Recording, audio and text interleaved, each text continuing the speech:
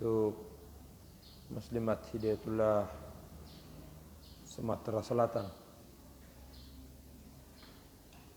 Semoga apa yang menjadi program kerja adalah merupakan perwujudan dari bimbingan hidayah Allah Subhanahu wa taala yang pada akhirnya menjadi jalan Allah Subhanahu wa taala mencurahkan rahmat dan ridhanya sehingga kita termasuk dalam bagian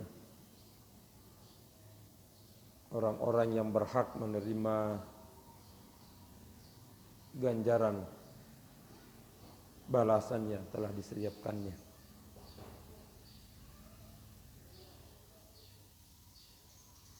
Dalam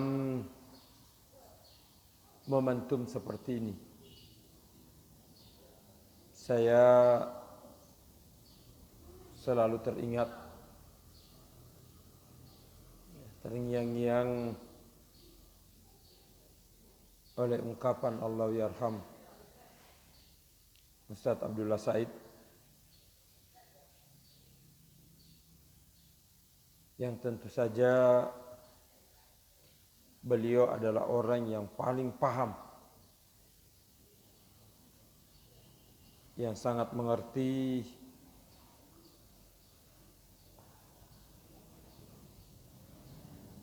apa tujuan dari kehadiran Hidayatullah ini.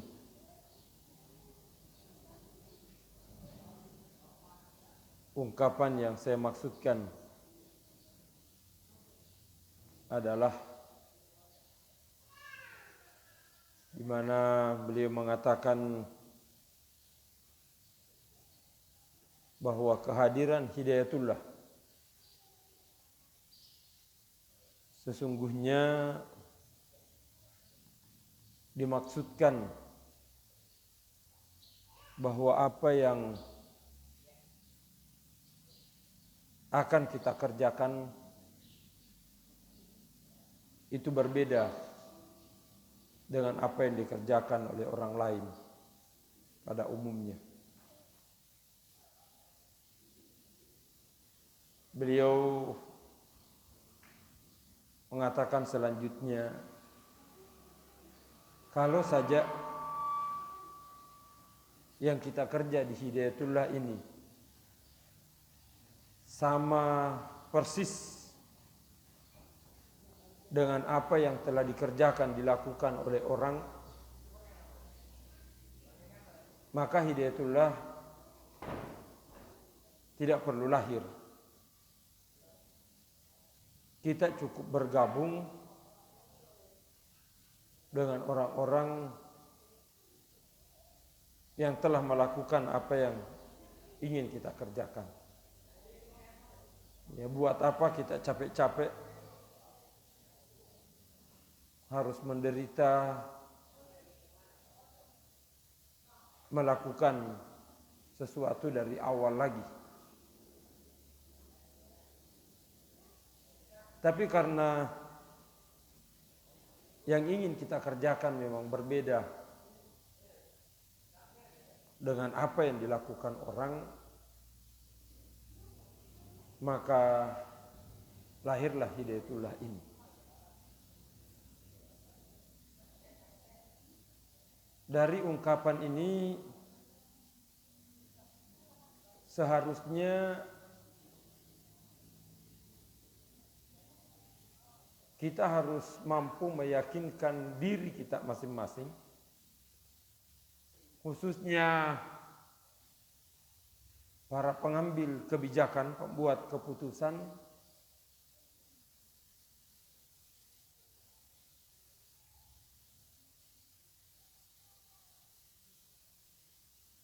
bahwa apa yang kita kerjakan itu memang tidak sama dengan apa yang dikerjakan orang.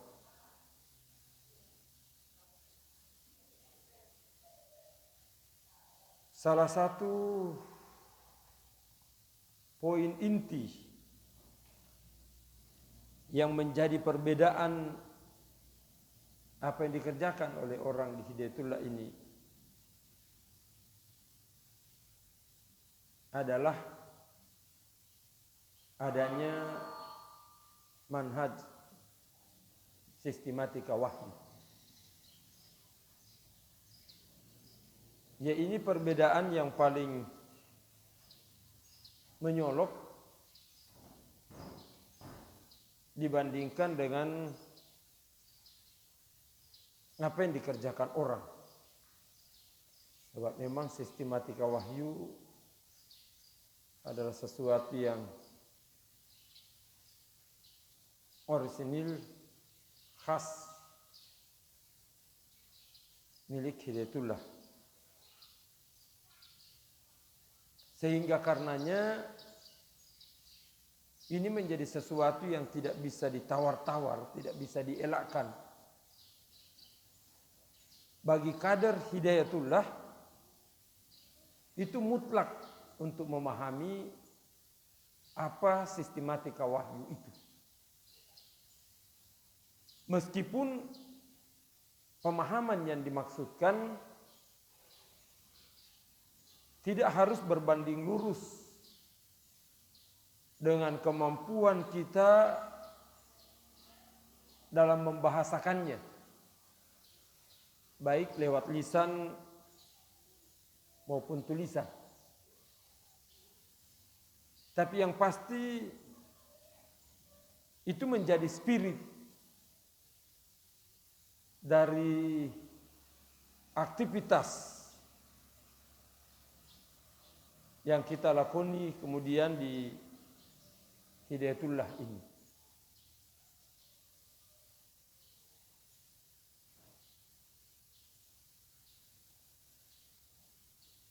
Salah satu syarat utama untuk seseorang memahami dengan benar sistematika wahyu itu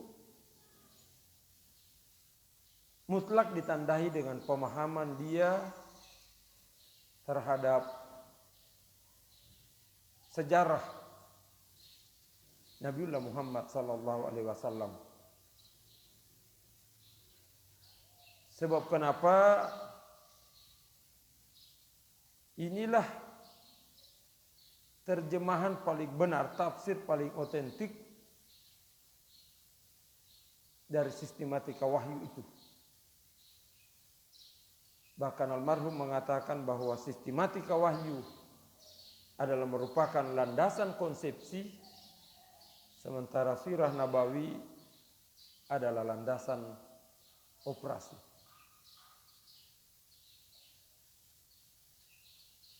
Ada kesimpulan sederhana yang sangat praktis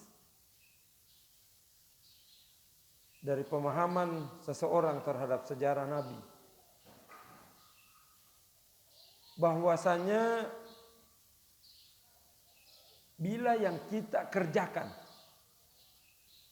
sama persis dengan apa yang dilakukan oleh Rasulullah bersama para sahabatnya, maka dapat dipastikan hasil yang kita akan peroleh itu juga akan sama persis. Maka jika tidak,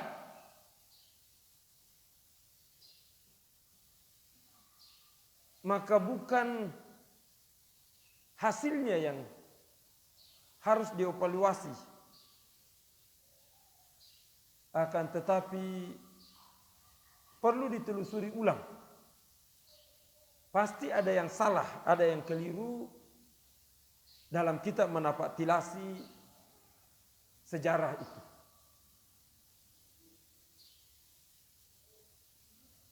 Memang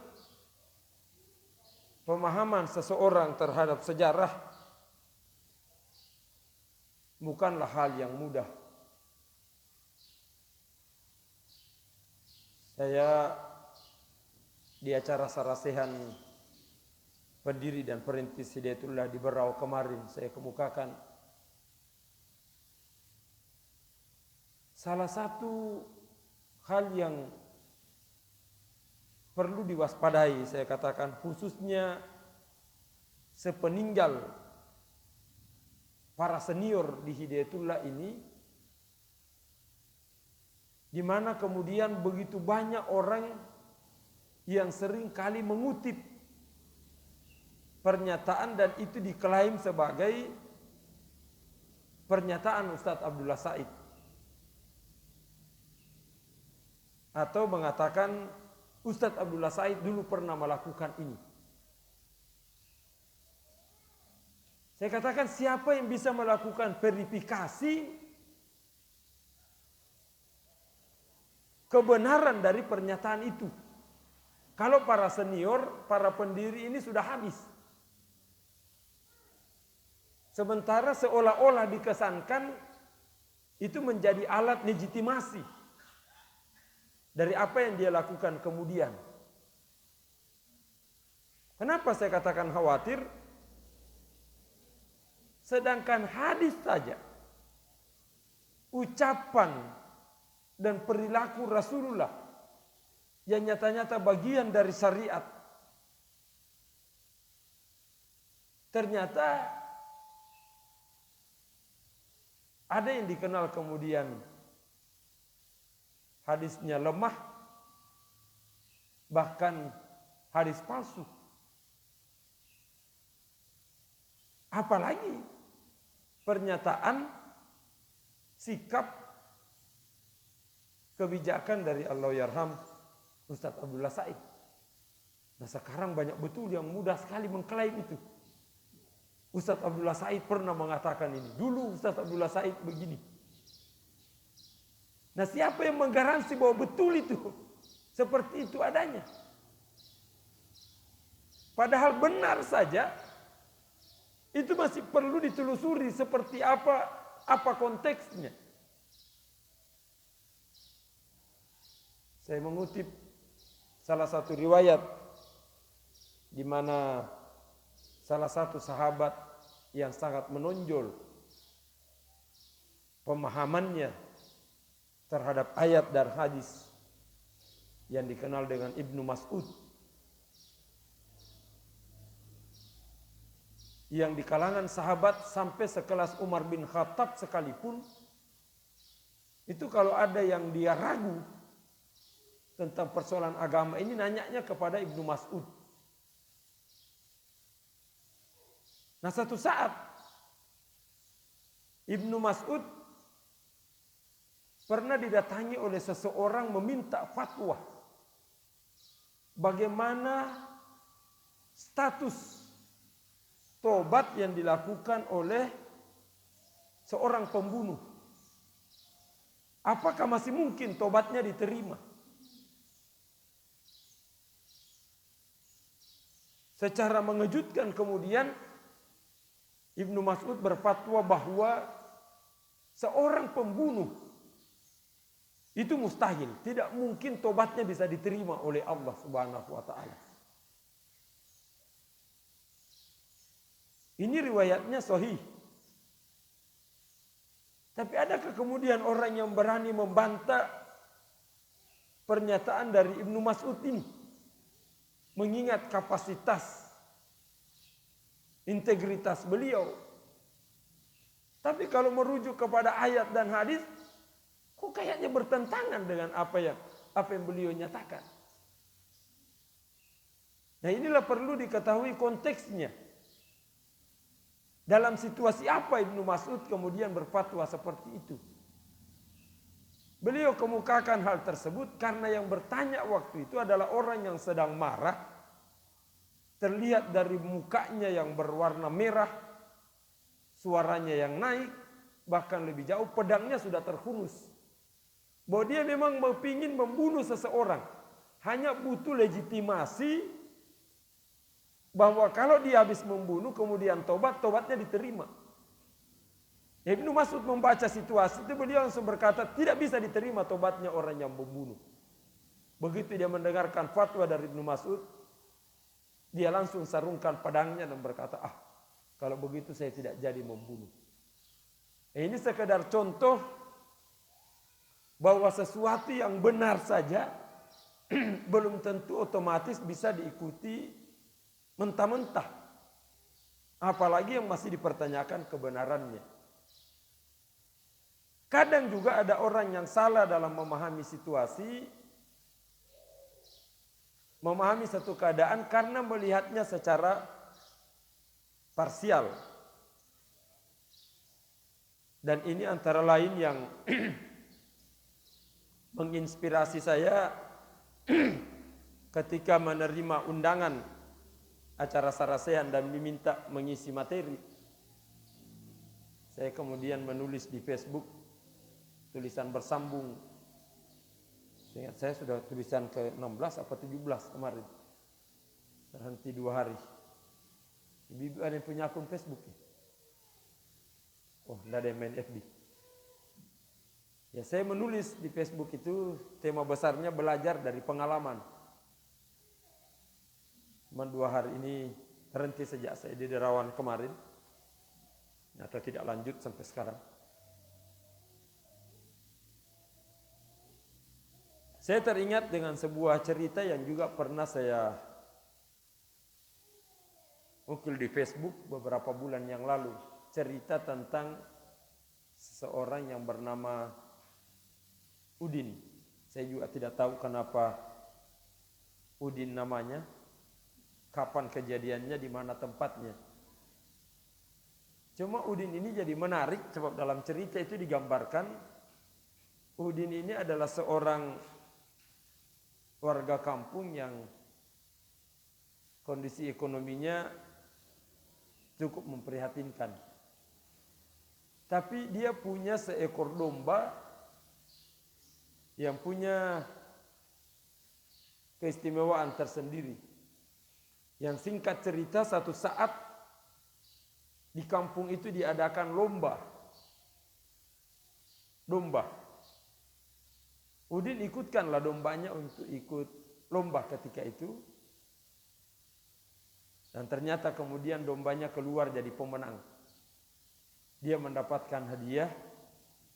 Di antaranya menerima uang tunai 300.000 rupiah. Semuanya uang merah. Ya, otomatis cukup 3 lembar, sudah 300.000. Luar biasa senangnya si Udin menerima hadiah itu. Saking gugupnya tidak sadar uangnya jatuh. Pas dia mau pungut ternyata kalah lincah sama dombanya. Ditelan semua uang 300.000. Kagetnya Udin. Innalillah. Uangnya ditelan sama dombanya.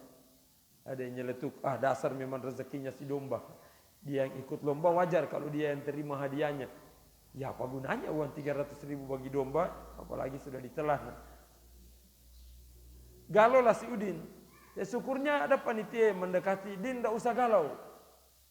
Kamu nanti kalau pulang ke rumah, berdasarkan pengalaman, cukup minumkan kopi dombamu ini. Insya Allah dengan sendirinya uang yang ditelan itu nantinya akan keluar. Ada harapan kalau begini. Dia tanya kopi apa yang mau diminumkan? Kopi apa saja. Racikannya sama seperti yang biasa diminum orang pada umumnya. Ya Udin buru-buru pulang, tidak perlu menunggu acara selesai, saking kepinginnya segera uang 300 kembali.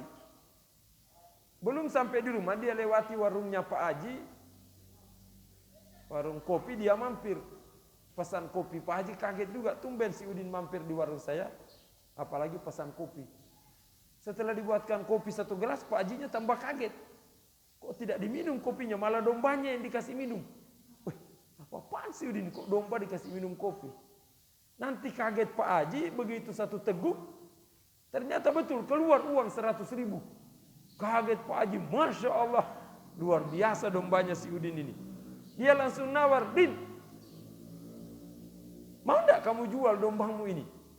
saya akan bayar dengan harga di atas harga normal. Kalau pada umumnya harganya domba si Udin ini 1,5 juta, Pak Haji nawar, saya berani bayar 5 juta kalau kamu mau jual. Udin berkata, maaf Pak Haji, dombanya saya tidak jual. Ya benar, saya bayar 5 juta loh. Iya biar 5 juta Pak Haji, saya tidak jual domba ini. Dia minumkan sekali lagi, keluar lagi 100 ribu. Tambah penasaran Pak Haji, ya Allah Rabbi, hebat betul domba ini. Saya naikkan harganya Din, 10 juta. Saya bayar kalau kamu mau lepas. Udin bertahan, maaf Pak Haji, tidak dijual domba ini. Setelah diminumkan kali ketiga, keluar lagi 100 ribu. Tambah geregetan Pak Haji, dan saya naikkan lagi Din, ini harga terakhir. Kalau kamu mau jual, saya bayar 25 juta. Udin balik nanya, serius Pak Haji 25 juta? Iya serius. Asal kamu mau jual, saya bayar 25 juta. Wah, kalau 25 juta, ya apa boleh buat, terpaksa saya lepas ini Pak Haji. Dia bayarlah 25 juta dan luar biasa gembiranya Udin, buru-buru pulang. Tadinya hanya berharap 300 ribu, marah bayar, dapat 25 juta. Apa yang terjadi kemudian sudah bisa dibayangkan. Besok pagi-pagi si Udin baru dengar kabar kalau Pak Haji sudah ditahan di polsek. Gara-gara semalaman menendang perut domba sampai mati karena sudah dikasih minum kopi berapa gelas kok tidak keluar-keluar uang. Ini contoh sederhana kesalahan orang melihat sebuah fenomena yang hanya melihat ujungnya tapi tidak melihat bagaimana prosesnya. Nah, hal yang seperti inilah yang seringkali orang keliru dalam memahami sejarah. Termasuklah sirah Nabawi dan juga begitu juga sejarah tentang Hidayatullah sesungguhnya. Orang hanya kadang mendengar sekilas, sepotong-sepotong, kemudian menarik kesimpulan. Sehingga dapat dipastikan akan keliru dalam penerapannya nantinya. Akhir-akhir ini ada beberapa sejarah yang saya coba renung-renungkan. Satu di antaranya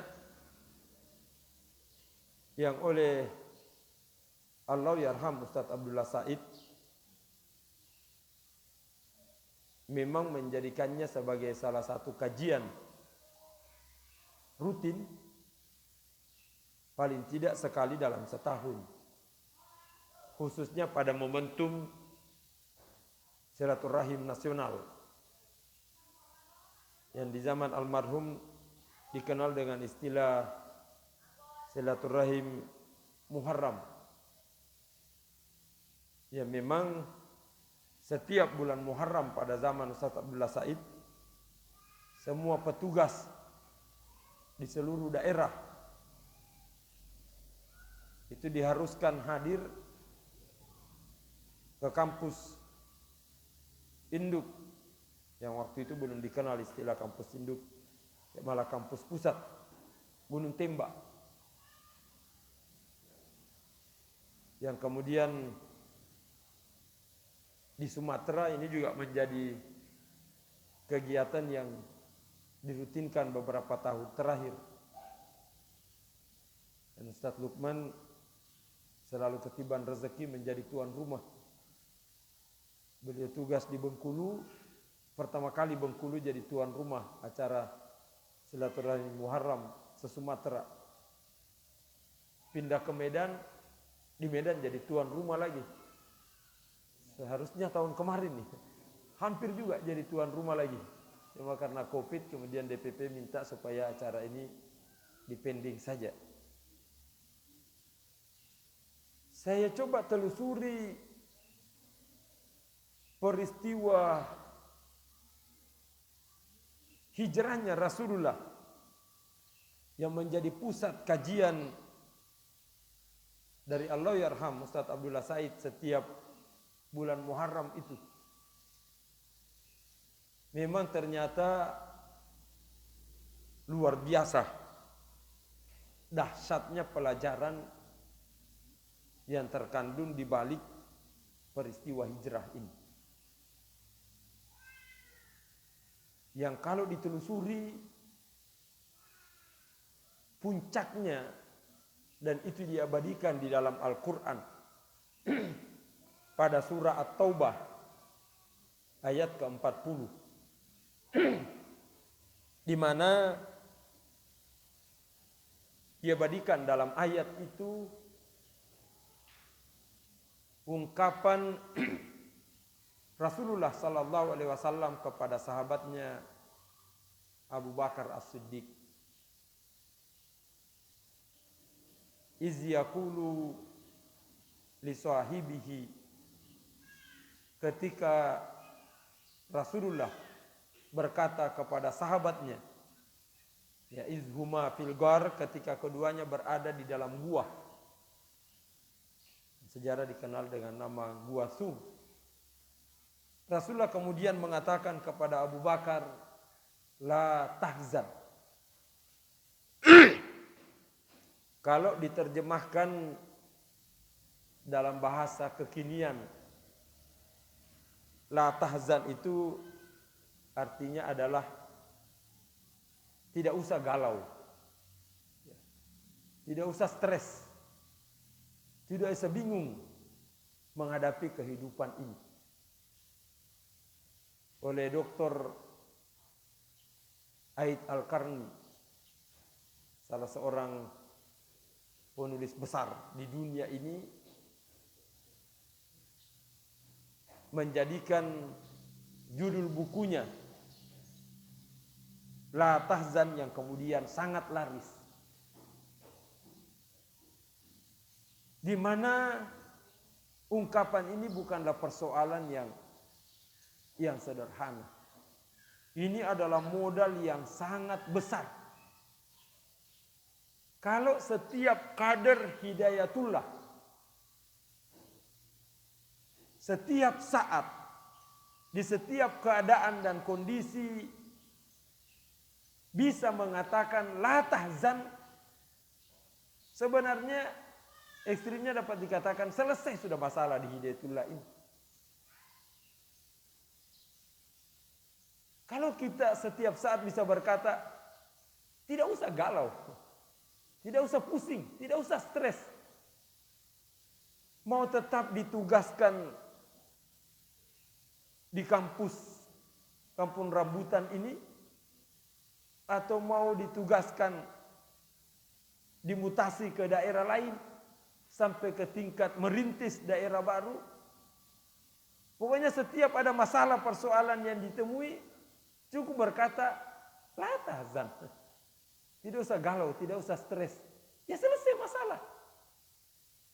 Yang membuat kita selalu ring-ringan dalam kehidupan ini, termasuk dalam berhidayatullah, karena kita seringkali galau dengan realitas yang kita temui, dengan segala macam pemicunya.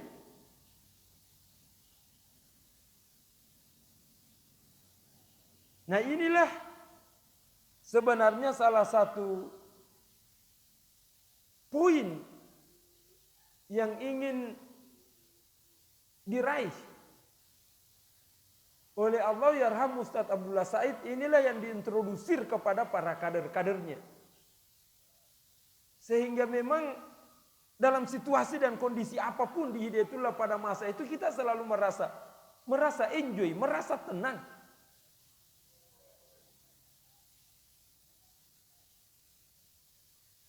Sampai kepada tingkat satu di antaranya doktrin yang seringkali menjadi modal yang sangat berharga bagi kader ketika itu,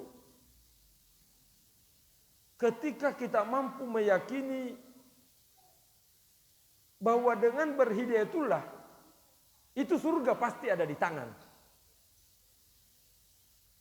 Beliau sampai berucap, kalau toh Anda belum bisa yakin kalau mati di hidayatullah pasti masuk surga, minimal yakini bahwa peluang masuk neraka itu lebih kecil dibandingkan bila Anda tidak di Hidayatullah. Ini saja pengaruhnya luar biasa, yang menyebabkan kita bisa terantar menganggap kecil semua persoalan, semua masalah yang ada, yang kita hadapi sesungguhnya. Dan inilah yang tidak bisa disangkal kemudian, bahwa pelan-pelan keyakinan ini mulai tergerus, mulai mengalami penurunan.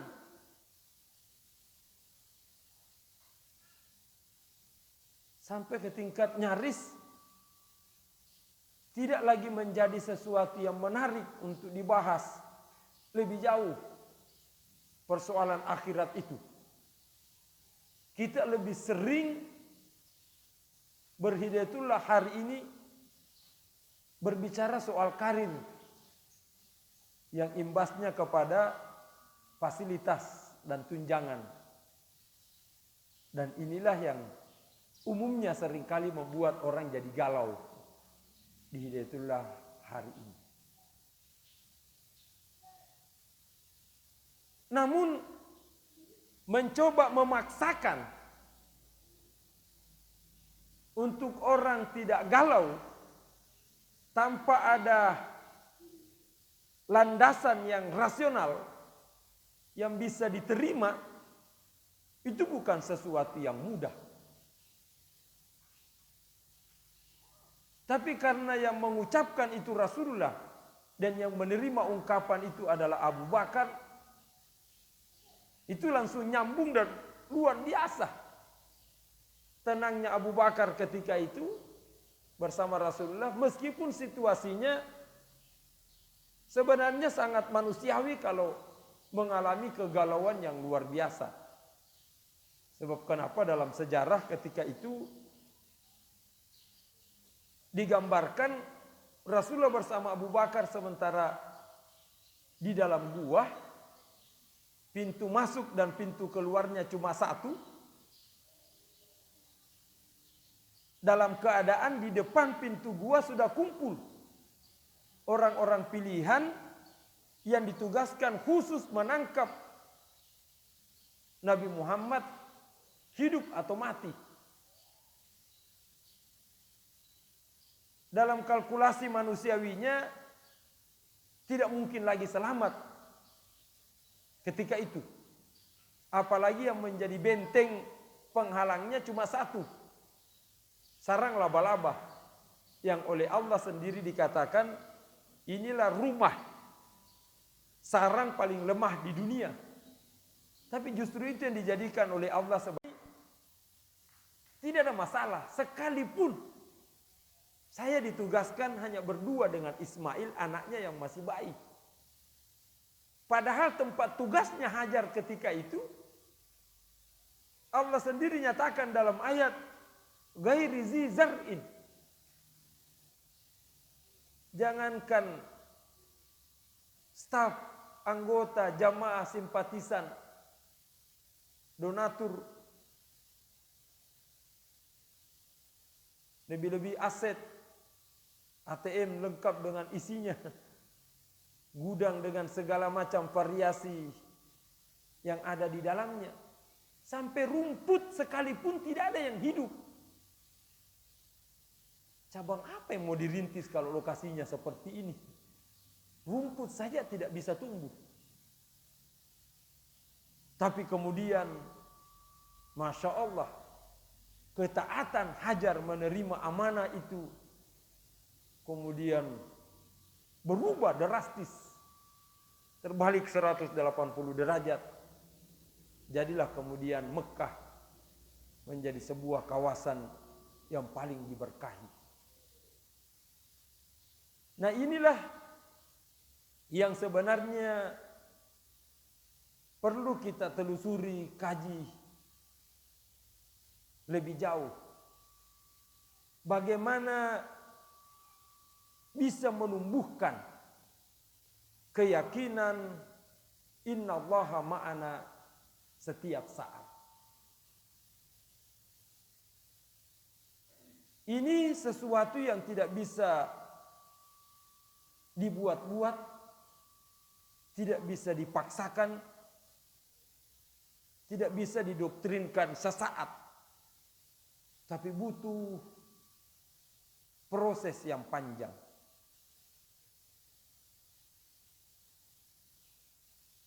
Paling tidak ada beberapa syarat utama yang dituntut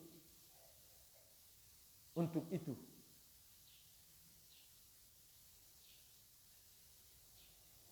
Karena waktu tidak memungkinkan saya bicara dan membahas panjang lebar lebih jauh. Mudah-mudahan beberapa poin inti bisa saya kemukakan kemudian. Di antaranya yang paling utama adalah apa yang disabdakan oleh Rasulullah sallallahu alaihi wasallam. Kemudian hadis ini menjadi sangat populer, apalagi Imam An-Nawawi dalam kitab hadis arba'innya menempatkannya pada hadis yang pertama.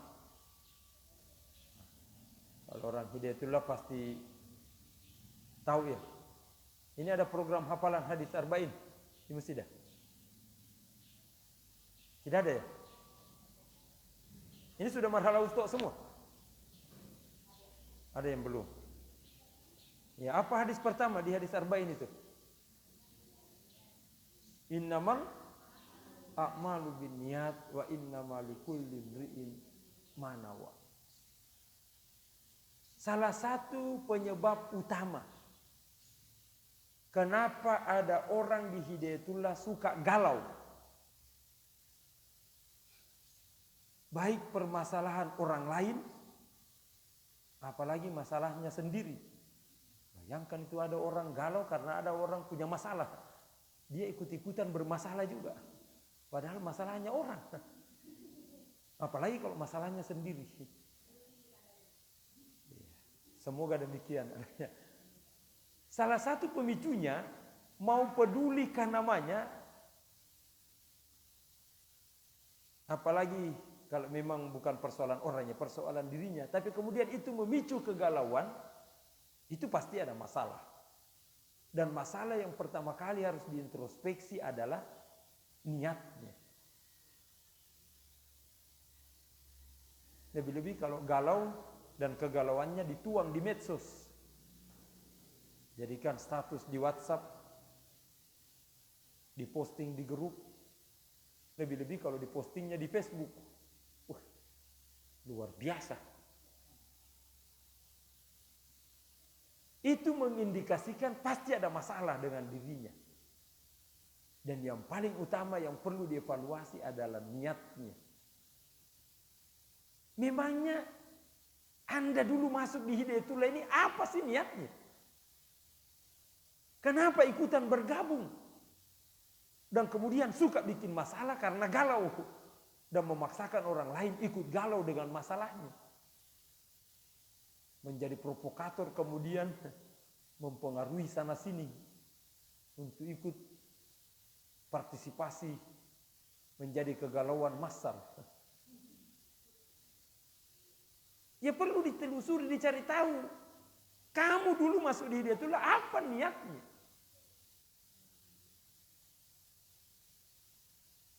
Menjadi menarik hadis ini sebab ternyata hadis itu tidak berhenti hanya sampai likulli imri'in ma nawa, tapi ada lanjutannya. Apa lanjutan hadis itu? Faman kanat hijratuhu